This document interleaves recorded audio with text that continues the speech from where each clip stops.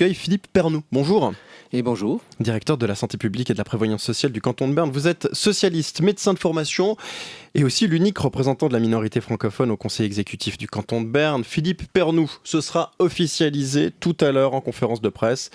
Mais vous nous l'annoncez ce matin, vous serez donc candidat aux élections cantonales bernoises, candidat à votre propre succession. Choix difficile ? C'est toujours un choix difficile parce que c'est un choix qui engage, un choix qui doit permettre d'assumer les responsabilités qui est données par la population qui vote pour vous. Et je crois que ces dernières années n'ont pas été les plus simples. La dernière législature avec le Parlement qui a basculé très à droite aux dernières élections a été un climat assez pénible à vivre. Mais malgré tout, je crois que mes convictions permettent de dire que la majorité de gauche au gouvernement permet de respecter les valeurs que je défends. Il faut un contrepoids par rapport à ce Parlement très à droite et la loyauté aussi par rapport à tous les gens qui m'ont encouragé, qui m'ont soutenu jusqu'à présent, de dire que je dois continuer la bataille, que je dois continuer le combat.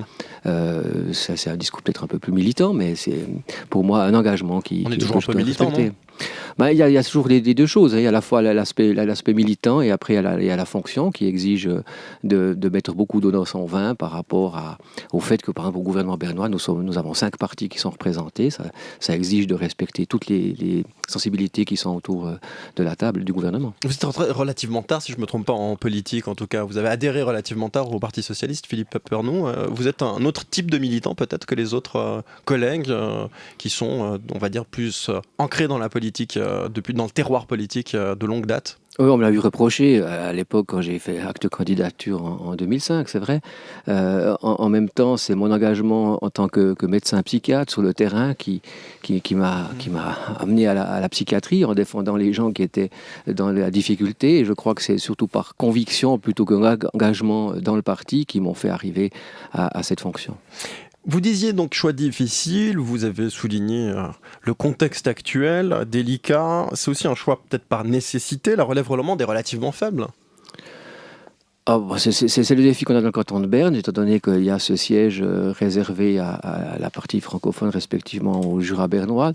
Là, il faut voir que les candidatures ne se bousculent pas, quoique chaque fois, il y a pas mal de candidats qui viennent.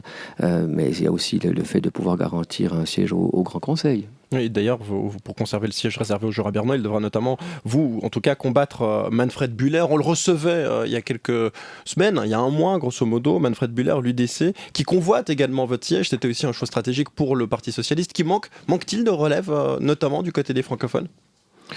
Je ne pense pas que c'est une question de relève. Je crois qu'il y a aussi une volonté politique au niveau suisse de tirer sur tout ce qui dépasse trop à gauche. On a vu dans la presse du dimanche avant les vacances d'été de voir que les partis bourgeois veulent s'attaquer à tous les bastions à gauche, que ce soit dans les villes ou dans les cantons. Et je suis dans la ligne de mire. Mais la question de la relève, Philippe Pernoud, dans votre canton ? Oui, c'est une relève qui est difficile à tous les niveaux. On le voit aussi dans les partis bourgeois. Je crois que ce n'est pas une spécificité du Parti socialiste et encore moins de la partie francophone du canton. Bon, le canton du Jura a une véritable identité politique. On sait que les Jurassiens sont toujours ancrés et le discours politique fait partie, on va dire, des discussions du dimanche quotidien. C'est vraiment quelque chose qui fait partie de l'ADN. Du côté du Jura bernois, vous avez l'impression que c'est un peu parti, ce type d'identité, d'envie de faire de la politique, en tout cas de parler de politique. Vous êtes vous-même de Tramelan, donc du sud du Jura, en tout cas du Jura bernois. Donc vous êtes en train de me faire croire... Je vous pose la question, vous êtes en plus psychiatre, donc il y a moins d'identité dans le Jura bernois, d'où ça... Je vous pose la question. D'où la relève qui serait moins conséquente. Non, je ne crois pas. La conscience politique dans le Jura bernois n'est pas moins grande que dans le canton du Jura de par mon expérience. Justement, la question jurassienne, on peut en parler. Les élections interviendront au printemps prochain, quelques mois seulement après le vote du 24 novembre sur l'avenir institutionnel de la région. Votre rival, on en parlait, l'UDC Manfred Buller, a eu toute la liberté de se profiler sur la question jurassienne comme opposant à l'idée d'un nouveau canton. Vu l'issue prévisible du vote, il a pris l'avantage sur vous ?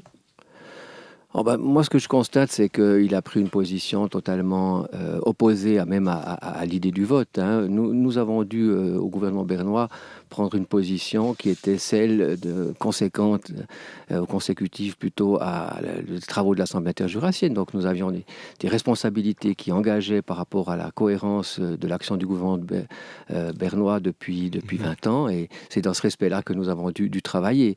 Lui, il a pu se positionner complètement différemment. S'il avait été au gouvernement, il n'aurait pas eu forcément les mêmes possibilités. Justement, stratégiquement, vous aimeriez, vous pourriez en tout cas davantage vous profiler comme le représentant du Jura bernois auprès du canton? Vous pouvez préciser la question? Sur cette question, comme l'a fait le président du gouvernement bernois au début de l'été, Christophe Neuhaus, en déclarant que un oui, le 24 novembre, ce serait un oui pour souffrir. Bon, déjà, on sent aussi que le président du gouvernement bernois, qui est UDC, lance aussi un peu la campagne. L'UDC qui aime bien avoir des propos des fois un peu virulents. Ce n'est pas mon style de faire de la politique. Je respecte mes collègues de la République et canton du Jura, avec qui nous avons travaillé dans un climat de confiance, tout en ayant des différences sur la suite à donner aux travaux. Nous avons pu signer cette déclaration d'intention il y a une année, et c'est dans cet esprit de confiance et diplomatique que je souhaite continuer. Vous souhaitez continuer, pourtant la situation dans le canton, en tout cas les finances du canton vont relativement mal. Vous allez devoir encore couper, économiser, en particulier dans votre département, la santé et la prévoyance sociale. Franchement, le poste fait encore rêver aujourd'hui, Philippe Pernon? Si vous dites comme ça, franchement, je dirais non. En même temps, encore une fois, c'est un travail d'équipe que je fais avec mes collaboratrices et mes collaborateurs dans ma direction, des gens extrêmement engagés, avec qui on a pu créer vraiment une équipe, de réfléchir comment ne pas dépasser certaines lignes rouges dans la situation très difficile que nous vivons au niveau des finances cantonales. D'autres cantons sont aussi dans des difficultés financières, devront aussi arriver à des mesures d'économie. Ce qui nous a rendu la vie difficile dans le canton de Berne, c'est l'intransigeance du Parlement par rapport à réfléchir à des augmentations d'impôts transitoires, comme le fait le canton de Saint-Gall, par exemple, pour ne pas arriver à des mesures d'économie qui sont trop graves. Et je crois qu'une fois que le processus est lancé maintenant dans ces mesures d'économie, il s'agit de l'accompagner dans le respect des partenaires qui sont extrêmement touchés par ces mesures. Vous le savez, la situation notamment est difficile, on parlait des questions de santé, vous l'avez peut-être entendu Oui. avec Sylvie Belzer tout à l'heure. Bien des ministres ont été sèchement remerciés dans d'autres cantons quand ils ont dû fermer des hôpitaux. Vous y pensez, vous ? À quoi ? À fermer des hôpitaux ? C'est pas moi qui y pense, ils y pensent tout seuls. On a depuis 2005 créé des centres hospitaliers sous forme de sociétés anonymes. Ces sociétés anonymes sont responsables de leurs finances et doivent arriver à la fin de l'année avec des comptes dans le noir. Et là, je vois que depuis que je suis en fonction, il y a à peu près 5 sites hospitaliers qui se sont fermés. Le dernier, c'est à Zaanen au mois de Hackstatt, donc au mois de novembre.